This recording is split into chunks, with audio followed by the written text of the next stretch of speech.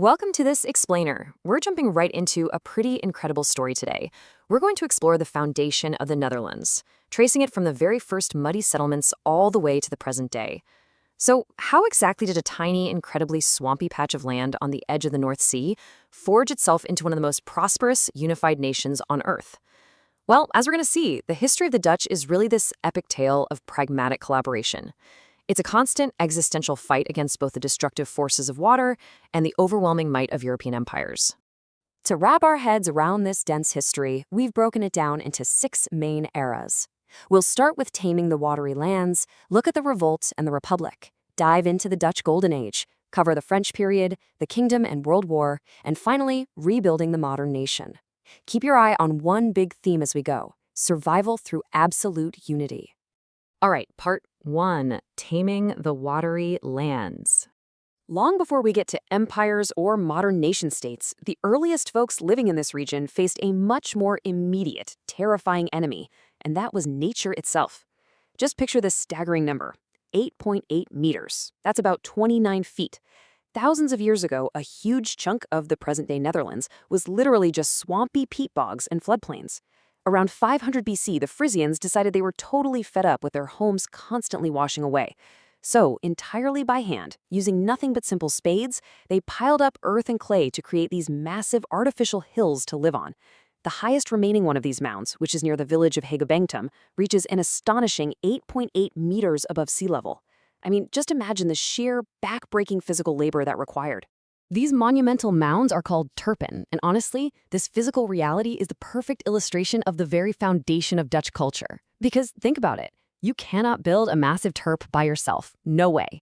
It required intense, organized, community-wide collaboration. This absolute physical necessity to just work together to keep their feet dry, it served as the earliest metaphor for Dutch unity. It bred this deep culture of consensus and pragmatism that would literally define them for millennia. Okay, let's fast forward to the Middle Ages. Here, the threats shifted from just the water to politics. At this point, the region was essentially a patchwork quilt of small, independent duchies and counties. But gradually, they got swallowed up by larger European powers.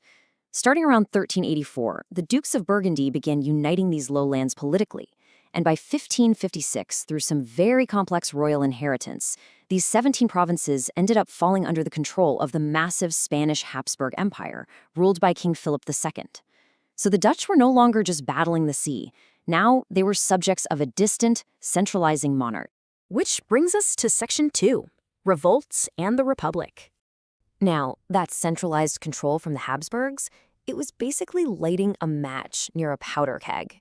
You have to remember, the Dutch were fiercely independent-minded. So when the Spanish Habsburgs tried imposing heavy taxes and forcefully pushing Catholicism against a rising tide of Protestantism, the Dutch pushed back hard.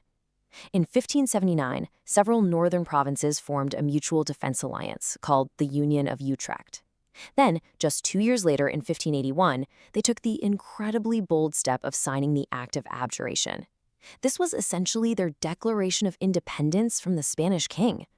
After struggling for a bit to find a new monarch, they decided, you know what, we'll rule ourselves, and formed a republic in 1588. It would take a grueling 80 years war before Spain finally recognized their independence at the Peace of Munster in 1648. The result of all this was the Republic of the Seven United Netherlands, and this was incredibly unique. Unlike almost everywhere else in Europe, which was ruled by kings, the Dutch were governed by a confederation of decentralized, highly autonomous provinces. The merchants and the regents were really running the show.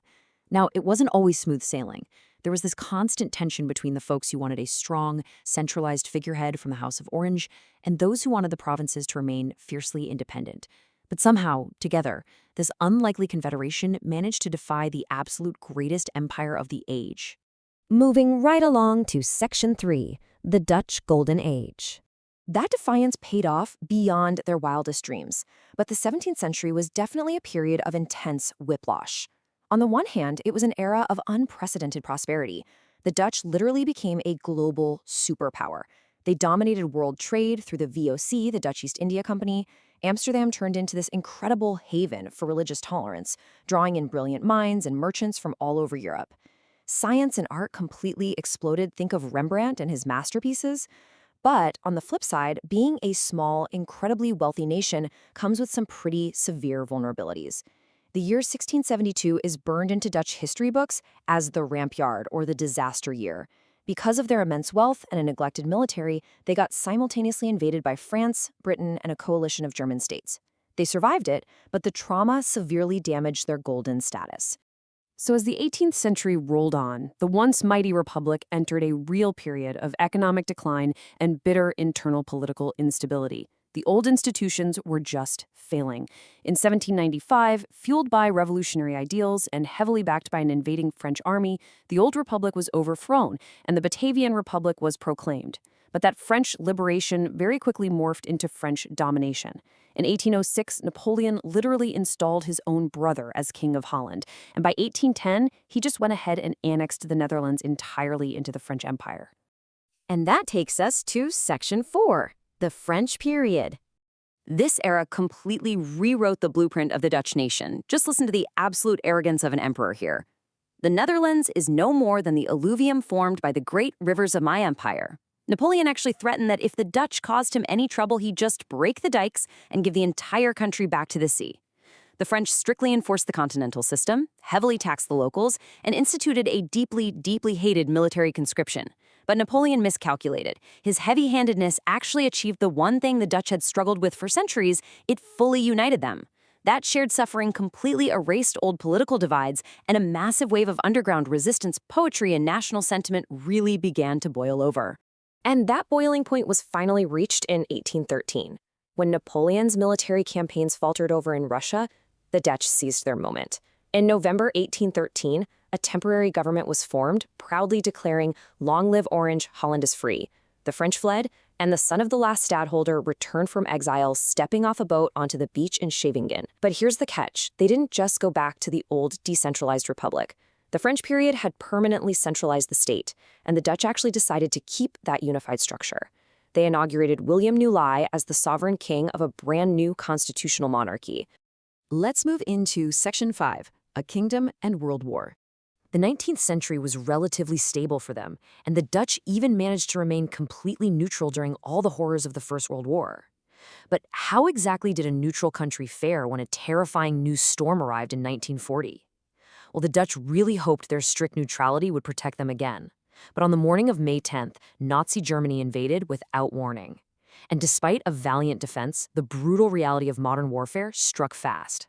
Following the devastating bombing of Rotterdam, which basically leveled the entire city center, the Dutch military was forced to surrender in just 5 days to prevent the further destruction of their other cities. The government and the royal family fled to exile in London and Canada, and a dark, 5-year occupation began. There is simply no way to talk about this occupation without pausing on this deeply tragic statistic: 70%. During the German occupation, about 70% of the Netherlands' Jewish population was deported and murdered in the Holocaust. It was the highest death rate of Jewish citizens in all of Western Europe. We're talking about a heartbreaking loss of over 100,000 lives, which was facilitated by a brutal occupier and, tragically, very efficient civil registries. The story of Anne Frank is really just one famous window into this immense, devastating human catastrophe. As the war dragged into its final year, conditions went from terrible to outright catastrophic. The winter of 1944 to 1945 is heavily remembered as the Hunger Winter. In retaliation for a Dutch railway strike that was intended to help the Allies, the Nazis completely blockaded food and fuel supplies. People were literally reduced to eating tulip bulbs just to survive, and an estimated 18,000 Dutch citizens perished from starvation and the freezing cold. Finally, in May 1945, a massive Allied effort, spearheaded largely by the 1st Canadian Army, fully liberated the starving nation. The relief and the joy of that liberation were profound, but the country itself was left in absolute ruins. Which leads us to our final section, rebuilding the modern nation. Out of the ashes of World War II, that legendary Dutch pragmatism had to kick in once again. And wow, did it kick in. Aided by the American Marshall Plan, their post-war recovery was nothing short of miraculous. By 1948, under the leadership of Prime Minister Willem Drees, the government began building a robust, modern welfare state. instituting all sorts of social programs to protect its citizens. The 1950s saw an unprecedented economic boom and rapid industrialization across the country, and by 2002, fully integrated into the European economy, they smoothly adopted the euro. They essentially transformed their decimated country into one of the wealthiest, most stable societies on Earth. So let's look at how all of this built their modern identity. The Dutch learned a vital, painful lesson from 1672 and 1940. Neutrality and isolation simply do not protect you. That ancient instinct for survival through collaboration, they took that straight to the global stage. They became a founding member of the Benelux Economic Alliance, a founding member of the European Union, and a founding member of NATO. By tying their deeply prosperous economy to their neighbors, specifically Germany, they basically ensured that their survival was inherently linked to the stability of Europe as a whole. And that brings us to the end of our explainer. But I do want to leave you with a final thought here. From building mud mounds with shovels to surviving the wrath of the Spanish, the French, and the Germans, the Dutch have proven to be the ultimate survivors. Their entire foundation is built on the absolute necessity of unity. But as we look at rising sea levels today, shifting global economies, and modern political fractures, having conquered the sea and survived empires, how will that unified Dutch spirit tackle the global challenges of tomorrow? I highly encourage you to keep exploring this incredible history to find out. Thanks so much for joining me on this journey, and keep learning.